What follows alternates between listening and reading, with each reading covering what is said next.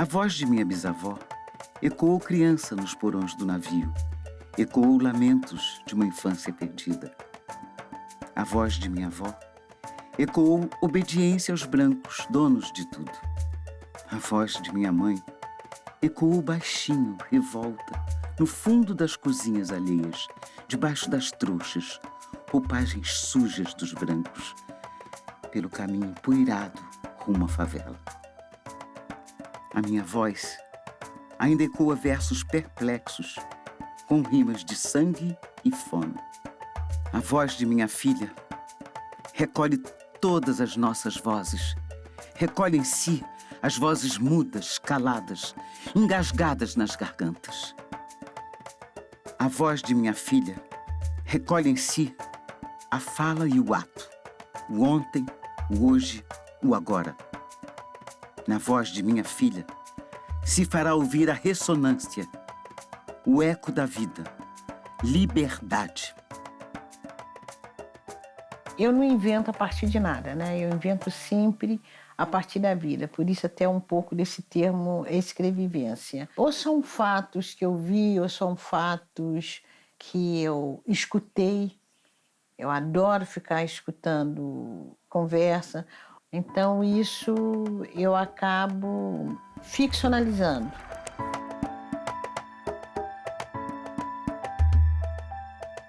Quando se está escrevendo, acaba sumindo esse limite entre a ficção e a biografia. Mas eu também posso te dizer que tudo é ficção, porque a gente não escreve durante os eventos que nos provocam a inspiração.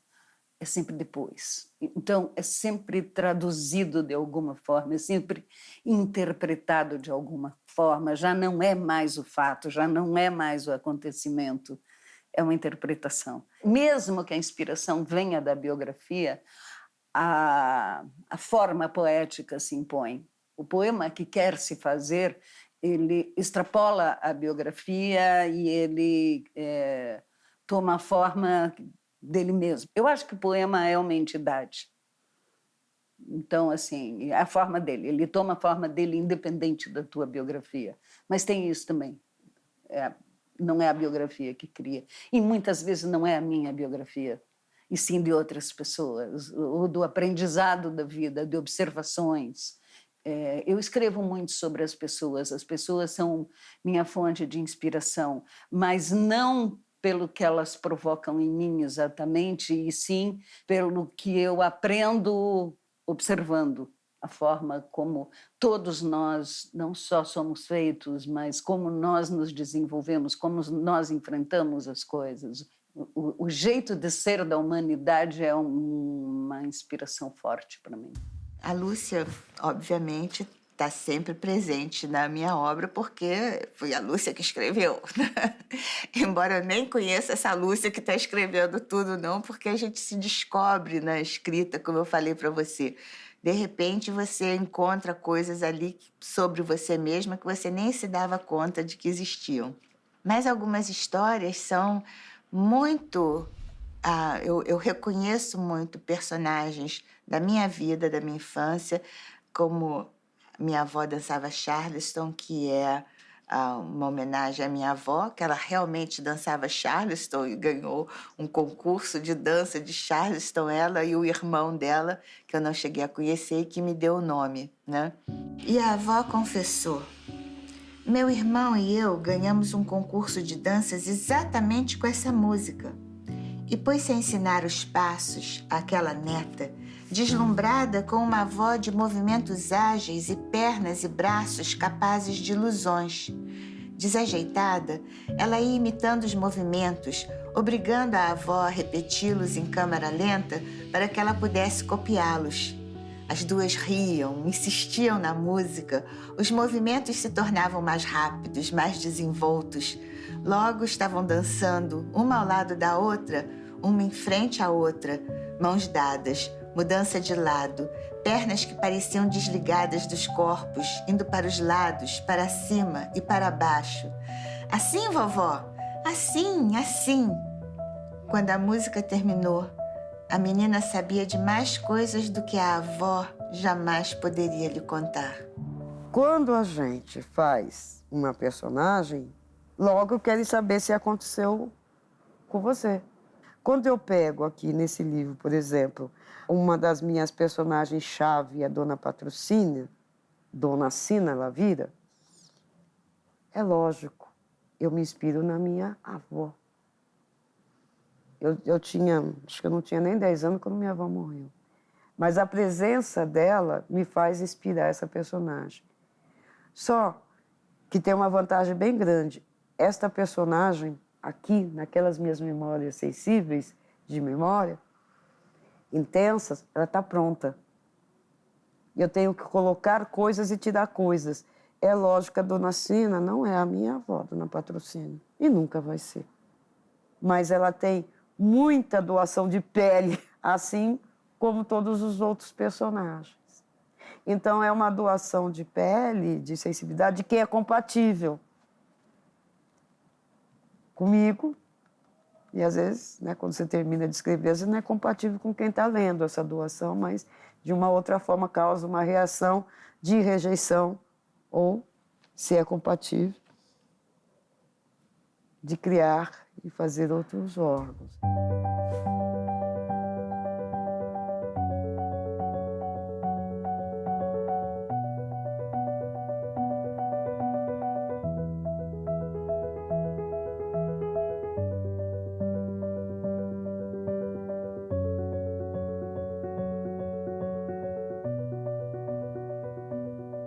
Tem um conto meu, Olhos d'Água, e alguns episódios daquele conto realmente são episódios que eu vivi com a minha mãe.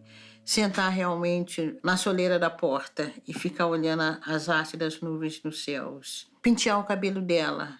Às vezes ela parava e a gente ia realmente pentear o cabelo dela. E era um momento de disputa, porque 4 filhas, né? Não sei como é que a gente não arrancava a cabeça dela. Hoje, quando já alcancei a cor dos olhos de minha mãe, tento descobrir a cor dos olhos de minha filha. Faço a brincadeira em que os olhos de uma se tornam espelho para os olhos da outra. E um dia desses me surpreendi com um gesto de minha menina. Quando nós duas estávamos nesse doce jogo, ela tocou suavemente no meu rosto, me contemplando intensamente. E enquanto jogava o olhar dela no meu, perguntou baixinho, mas tão baixinho como se fosse uma pergunta para ela mesma, ou como estivesse buscando e encontrando a revelação de um mistério ou de um grande segredo. Eu escutei quando, sussurrando, minha filha falou: "Mãe, qual é a cor tão úmida de seus olhos?" O que eu escrevo não significa que eu, particularmente, Conceição Evaristo, tenha vivido essa situação. Porque, por exemplo, senão eu seria Maria do ônibus, a que foi linchada. Eu seria a Zaíta, né, a menina que esqueceu de guardar o brinquedo. Mas escrever Zaíta, qualquer pessoa nas periferias sabe que as crianças morrem de bala perdida. Então, você ouve um noticiário de criança que morre de bala perdida, você escreve Zaíta. Um assalto no ônibus, todo mundo já ouviu e sabe, né, como que a gente está vulnerável no dia a dia. Maria não estava vulnerável, ela estava vulnerável ao assalto, mas a questão dela foi porque ela não foi assaltada. E por que ela não foi assaltada? Porque o sujeito que estava assaltando o ônibus era pai do filho dela. Eles tinham vivido uma relação amorosa. Era um homem que ainda era apaixonado por ela. Então Maria é linchada porque cismaram que Maria estava de coleio com o sujeito. Então é sempre prestando atenção na vida, né? Sempre se emocionando com a vida, que surge a literatura. Então, às vezes as pessoas falam que o meu texto são textos doídos, mas a vida dói, né?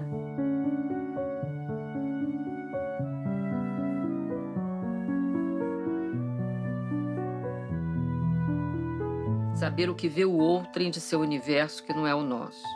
Graças à arte, em vez de contemplar um só mundo, o nosso, vemo-lo multiplicar-se.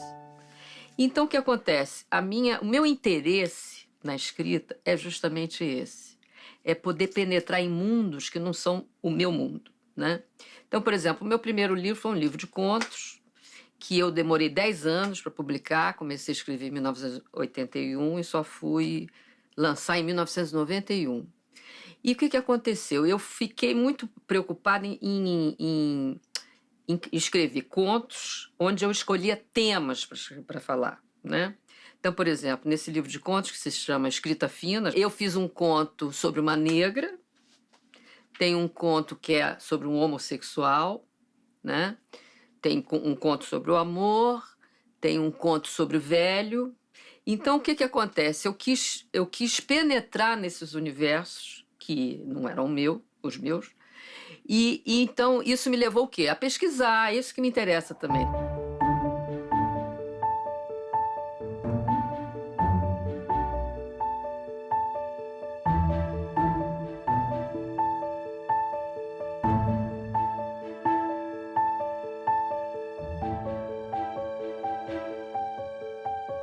Então, quando eu fui escrever sobre homossexual, por exemplo, o conto se chama O Relato Sincero de um Homem. Então, é uma descrição, é um conto escrito em primeira pessoa, que é sobre a AIDS, que na época também estava surgindo essa questão da AIDS, e os homossexuais é que estavam sendo mais olhados como se, né, pegassem a doença e tudo. Então, eu fiz um conto sobre isso. Aí, o que aconteceu? Eu tive que pesquisar sobre isso, tive que penetrar nesse mundo do homossexualismo masculino. E é isso que me encanta, porque aí você vai entrando nesses outros mundos. Então, toda a minha criação é muito assim, sabe? Eu acho que os meus romances, aí teve um primeiro romance, que se chamou Espantalhos, que é escrito na primeira pessoa de uma mulher. O segundo, que se chama Santo Dia, já o personagem principal, embora não apareça na ação, ele é um personagem virtual, é um homem. Então, já fiz isso, já tendo que cair na voz masculina, né? E o De Olhos Bem Abertos é já escrito em primeira pessoa feminina, mas é na voz de uma, entre aspas, detetive. Ela é uma advogada criminalista que se envolve com um sócio que é um homem. Então, também fico fazendo muito contraponto nesse livro entre o feminino e o masculino. Né? Quer dizer, ela assume muitas posturas, às vezes, masculinas para essa profissão que ela abarcou, mas justamente a combinação dos dois é justamente por serem homem e mulher, e que isso é, como é que se diz? Eu mais ou menos fiquei tentando colocar isso no livro, de que isso é que enriquecia o trabalho dos dois. Tanto para um era importante ter uma mulher nas investigações e ao contrário também.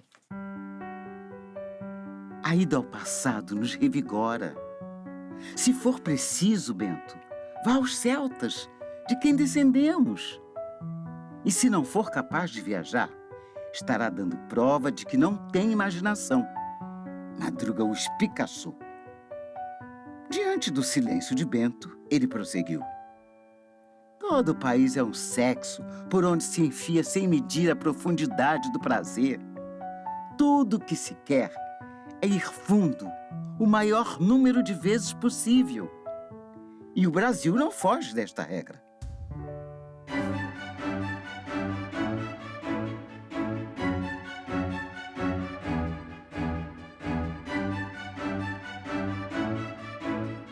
De verdade, deveria ser mais fácil para mim conviver com as mulheres ampulas na moldura do personagem. Mas eu não sinto isso. Posso sentir, sim, que talvez eu me identifique mais com uma certa sensibilidade feminina. Mas eu também me identifico muito, ou sinto identificar-me com o ser masculino. Até porque eu acho que há uma área em que os dois se encontram. Os dois estão pejados de humanidade, homem e mulher. Agora, Eu também, como eu tenho a sorte de ter estudado muita história, ter lido muita história, eu entendo a conduta grosseira e violenta, muitas vezes, do homem no campo da batalha, no campo da violência, no campo da transição civilizatória. Então, eu sei como que os homens foram se formando e como ele foi formando a sociedade, ajustando essa sociedade aos seus interesses.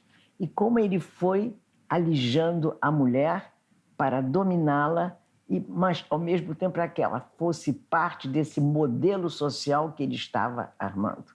Então, como eu sei disto, eu sei como é que eu agiria se fosse ele.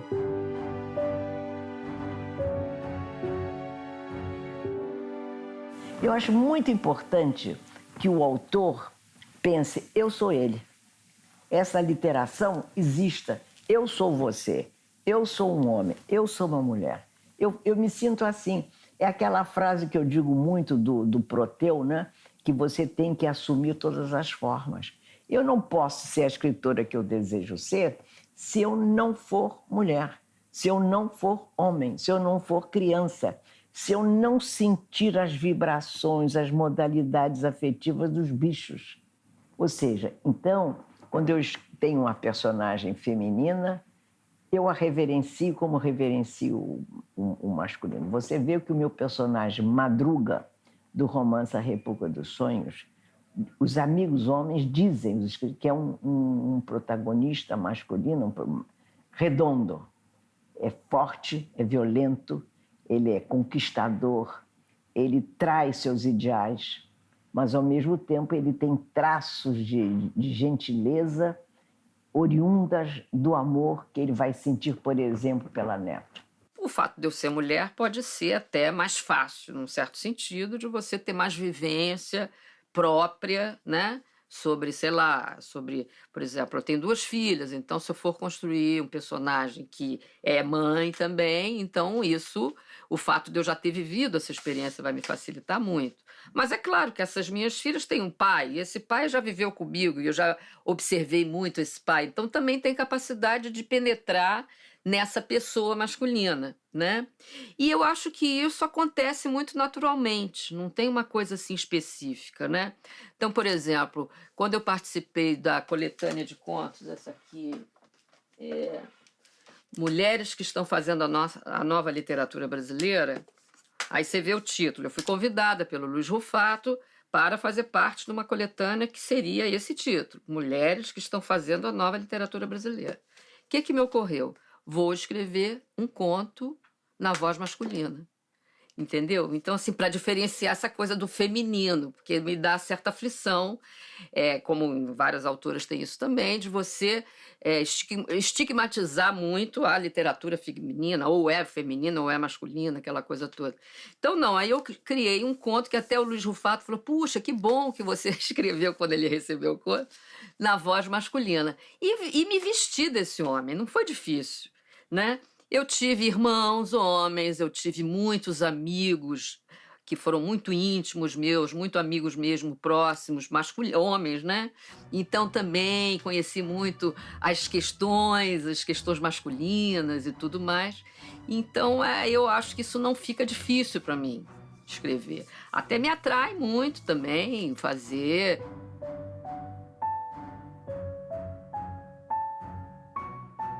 Então, por exemplo, no De Olhos Bem Abertos tem o Manolo, né, que é um dos personagens principais, é ela, a advogada cujo sócio é o Manolo, que ele representa muito um homem, tá? Uma figura masculina de uma certa geração, que eu conheci vários, né?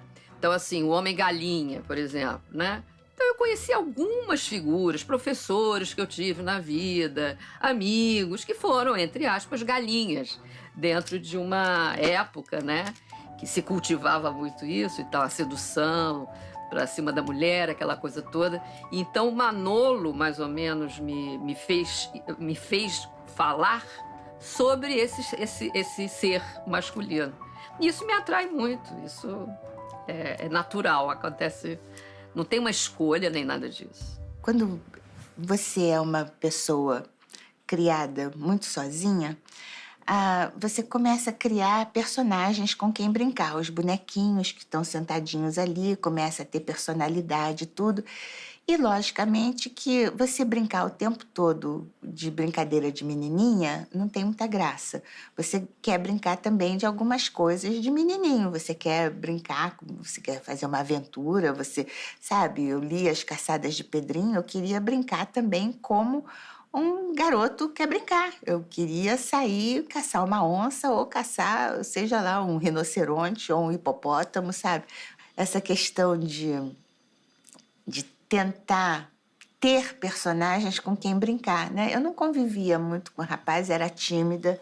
Eu adoraria ter um namoradinho, mas não tinha. Então, eu escrevia e criava, assim, os menininhos que achavam graça em mim. Então, sabe? E, a partir daí, eu passei a gostar de escrever isso, de colocar essa situação. Ora, eram outras pessoas que eu admirava, que eu gostaria de ser como aquelas pessoas. Ora, eram rapazes que eu gostaria que convivessem comigo e tudo. Ou talvez que não convivessem, pessoas que eu escrevo para afastar de mim, porque isso também, às vezes, é importante.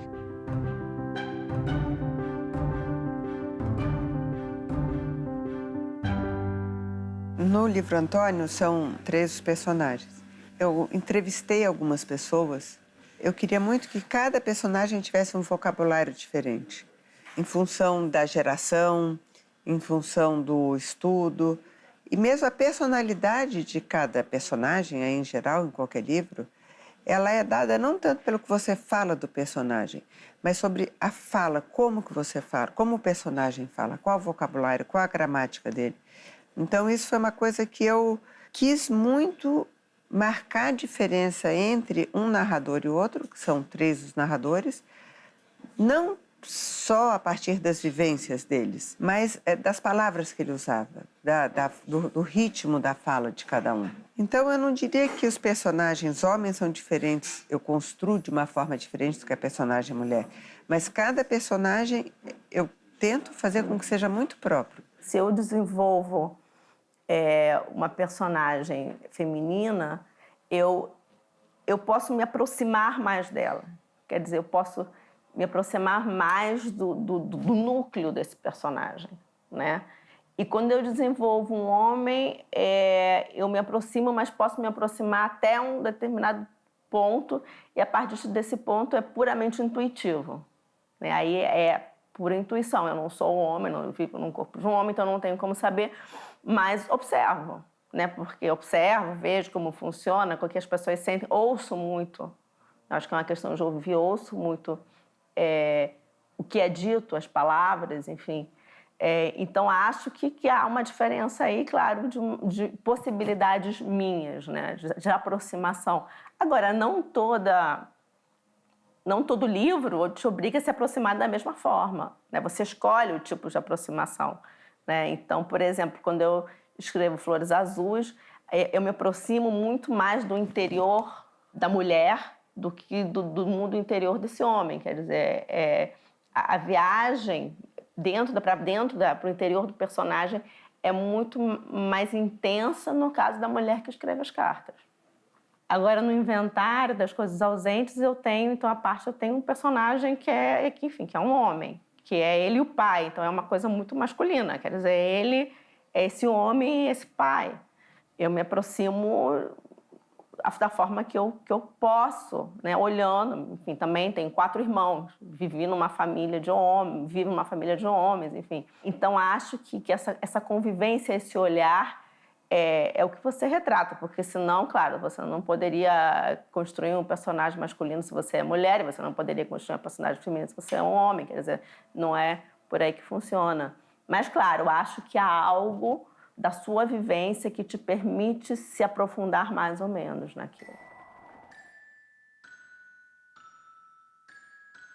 Quando soube que estava grávida, fingi que não era comigo, como se a notícia me dividisse em 2 e eu pudesse, ao meu bel prazer, transitar entre uma e outra, a que sabia e a que não sabia, como se o saber mais do que o corpo determinasse a gravidez. Mas numa questão de segundos, essa separação tão tênue se desfez. A mulher não grávida se olhava no espelho e não se reconhecia. Havia outra, feito sombra, um desdobramento de mim mesma. Havia um corpo dentro do meu corpo, algo humano. Eu olhava a barriga além da plana. E se fechasse os olhos, a tragédia do saber é que não é possível voltar atrás. Mesmo com todo esforço para enterrar o que sabemos, as palavras voltam à superfície, feito náufragos desfigurados pelo sol e pela água do mar.